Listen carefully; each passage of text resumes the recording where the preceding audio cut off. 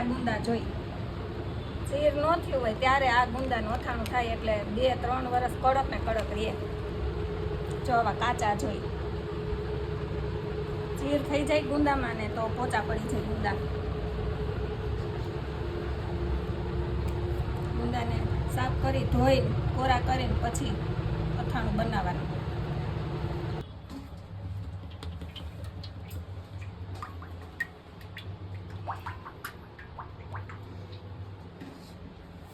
તેલ મૂક્યું ગરમ કરીને હિંગનો લવિંગનો વઘાર કરવાનો. લવિંગ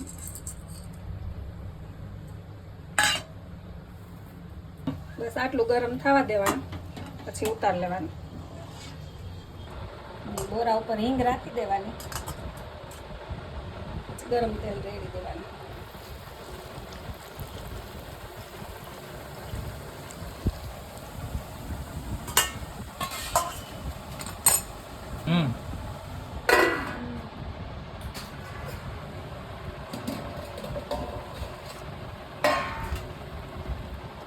બોરો ભેળવી દેવાનો.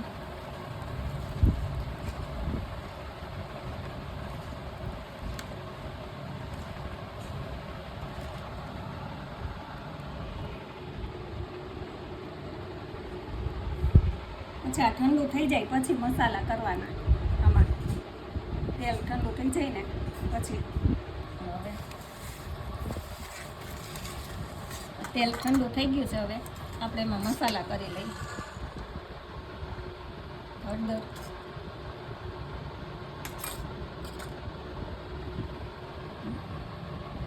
લાલ મરચું પાવડર. મરચું પાવડર તીખું ખાતા હોય એ પ્રમાણે નખાય. અને વરિયાળી કાંદેલી. પછી સિંધાલું મીઠું છે શેકેલું. શેકેલું મીઠું નાખીએ એટલે પાણી ન થાય ગુંદામાં.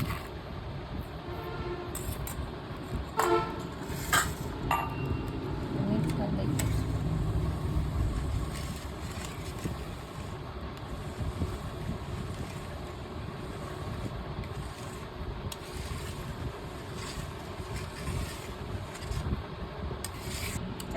ડીટિયા ઉકેરી ગુંદાના ટોપા કાઢી નાખવાના. પછી ફાડા કરીને સીધા બોરામાં નાખશું.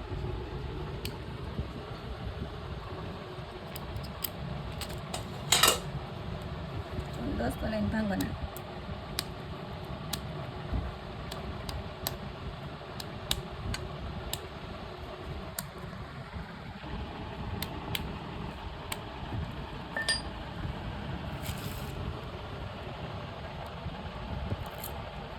ગુંદા જો આવા કાચા હોવા જોઈએ. ચીર વગરના હોય ને એવા. બહુ મોટા ગુંદા થઈ જાય ને એમાં ચીર થઈ જાય. જો આમાં ચીર ન હોય બહુ. આવું ચીર ન નીકળવું જોઈએ. જો આવા જો આમાં ચીર ન હોય બહુ. ગુંદા 2 વર્ષ 3 વર્ષ આ રહે તો એવા ને એવા તાજા કડક જ રહે સરસ. આવી ટ્રીક સાથે તમે ગુંદા ક્યાંય આથેલા નહીં જોયા હોય.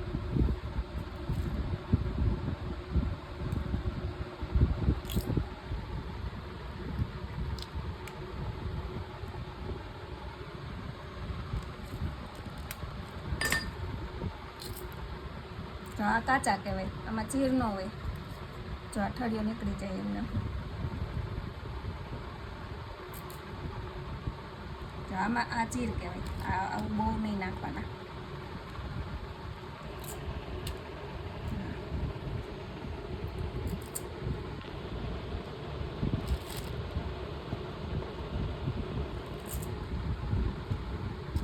ડાયરેક્ટ જ મસાલામાં જ નાખી દેવાના આડા કરીને.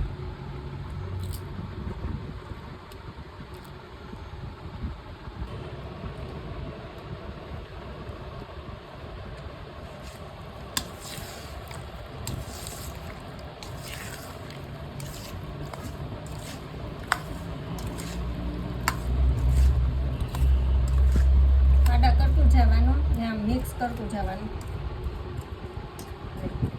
બોરો ચડી જાય. ચાલો હવે મિક્સ થઈ ગયા છે ગુંદા અથાઈને. સરસ. હવે બરણીમાં ભરી લઈ.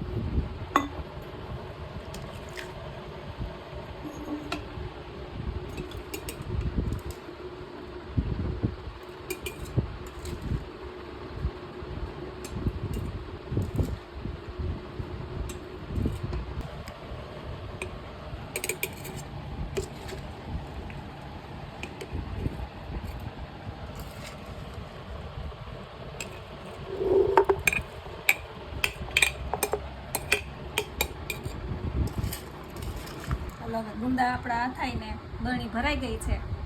પછી ફ્રીજમાં મૂકી દેવાની.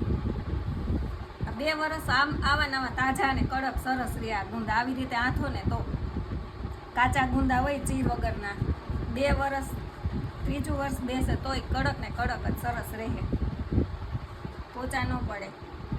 આવી રીતે તમે પણ અથાણું બનાવી જોજો અને અમારી ચેનલમાં ઉષાસ કિચનમાં જોજો. તમને આ અમારું અથાણું પસંદ આવે તો લાઈક કરજો, શેર કરજો અને સબસ્ક્રાઈબ કરજો. અને આવી રીતે અથાણું તમે બનાવીને જોજો, એકવાર ખાજો.